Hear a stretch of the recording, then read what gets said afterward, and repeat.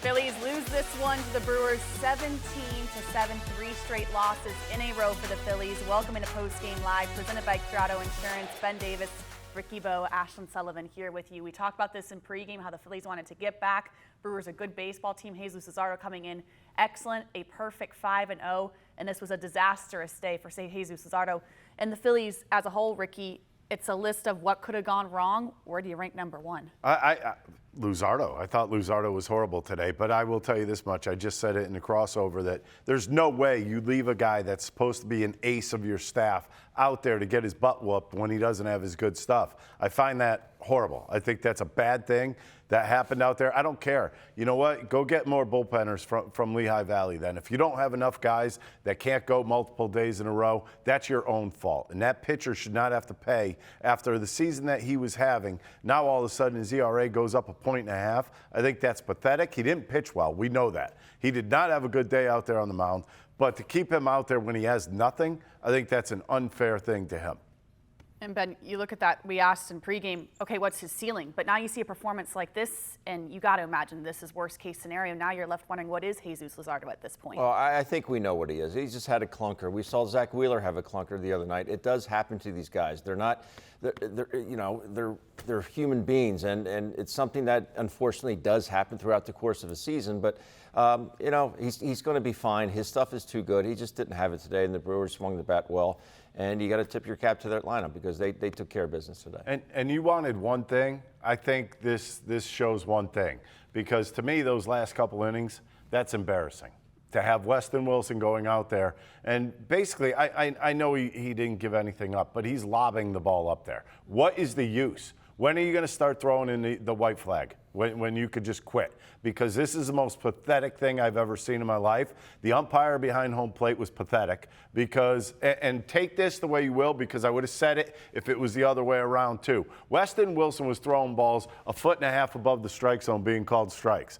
Now you could have watched that last half inning and you're seeing pitches 2 inches off the plate with the Brewers pitcher pitching and not getting called strikes. That doesn't seem right to me. Yeah. If you're going to open it up where the strike zone is 8 by 8, do it for both teams. Right. You look at Jesús Luzardo, the numbers here, how drastically one game can change the projection. And Ricky, we were just showing that very long highlight.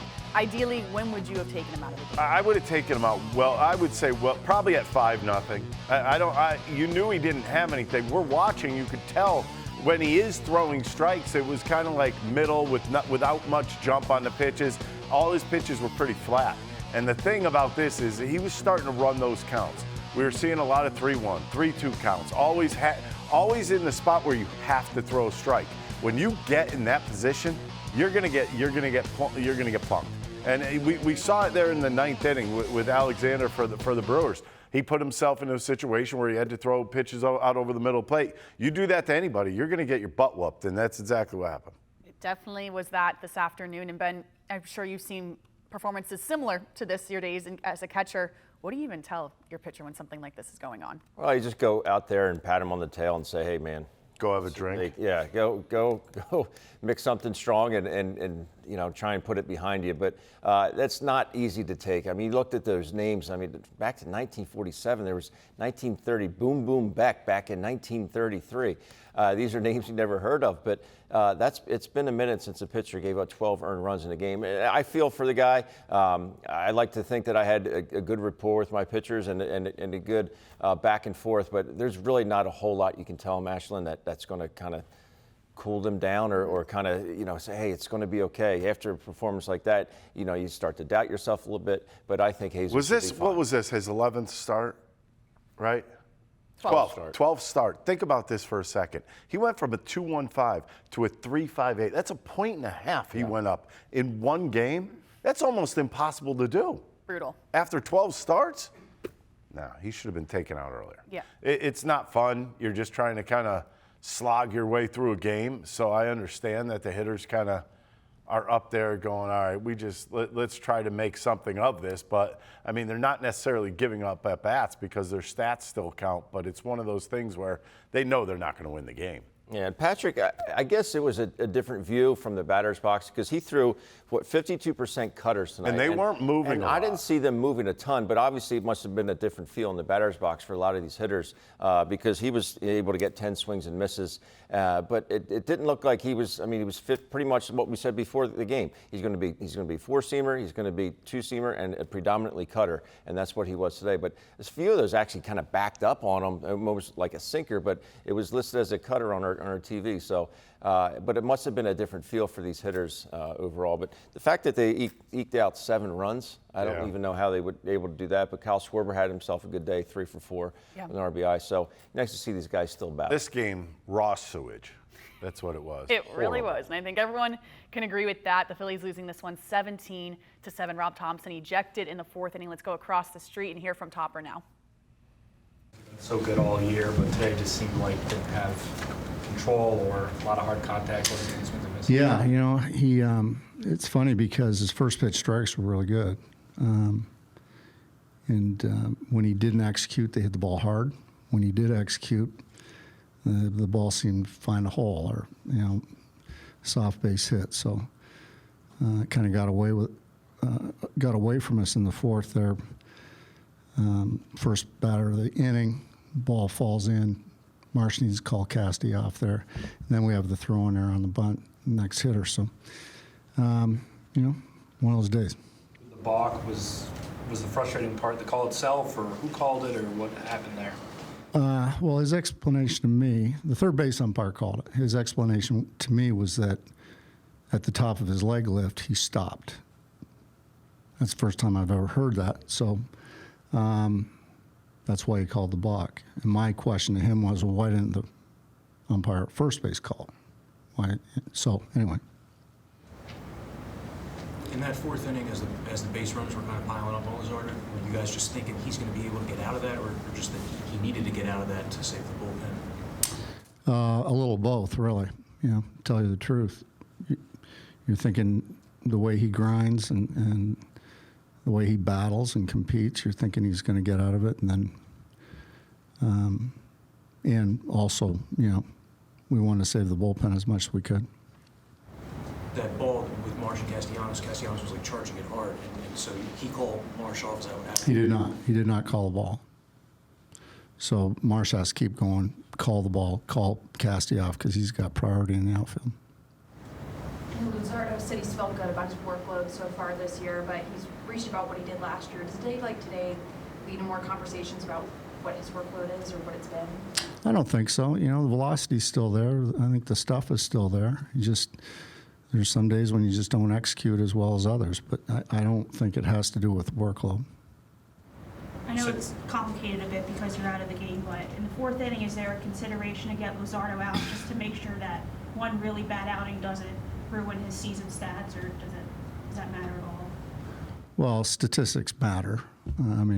You want your guys to have great years, but at some point too, you've got to battle through things, and you got to do it for your teammates. So you got to strike that balance.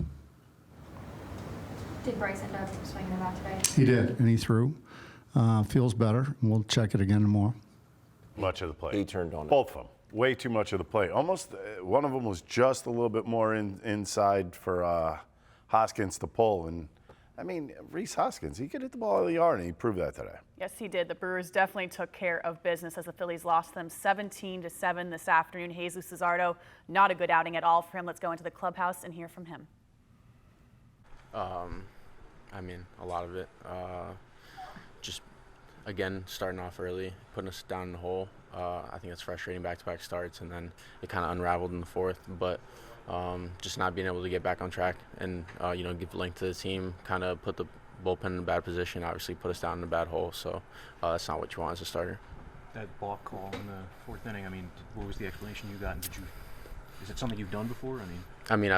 That's what I told him. That was my frustration. I've done this my whole career since 2019. I've never been called a balk on it. And, I understand. I think they did a great job of not throwing me out. And, in the heat of the moment, I probably was a little hot-headed.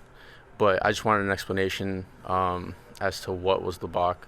I thought I gained ground, even though I fell towards the plate. And always kept my body moving, even though it was slow. But basically, I got a couple of different answers, and that's what frustrated me the most, saying that I stopped at the top of my delivery, which I didn't. And, the call coming from third base is what I think frustrated me the most. If it was the first base umpire, I'd understand a little more.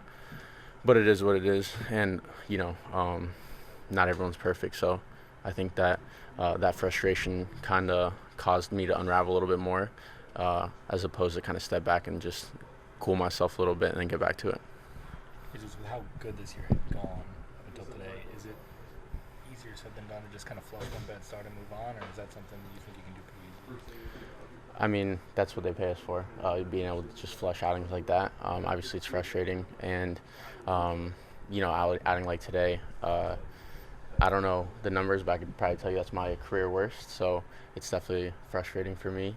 But at the end of the day, all we have to do is, tomorrow's a new day. So the sun comes out tomorrow. We come here, try to win a ball game, and take the mound in 5 days. So it is what it is.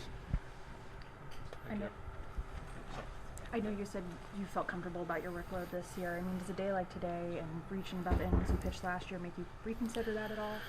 No, I think that's the most frustrating part is how good I felt. I think today was probably the best I've felt in the last month and a half, which might come as a surprise, but my body felt great, my arm felt great, and that's why I think it's as frustrating as it is. When you say you felt really well, was that in the bullpen before the game, or? Just physically, my arm felt, like a whip, which I felt as athletic as I have all year, and I think that's when I'm at my best, when I feel athletic, and that's why, like I said, it was frustrating, how it went today because of how good I felt. He didn't even get a chance. They took him out before, and he would have had another at bat. Numbers. Look at these numbers. Gaudy. Those Go are ahead, gaudy. Ash. Contribution from everyone, right? And That we is talked about ridiculous. it in pregame, this Brewers team, how they were so talented offensively, but this is another level. 11 RBIs between two guys, between Churio and Hoskins.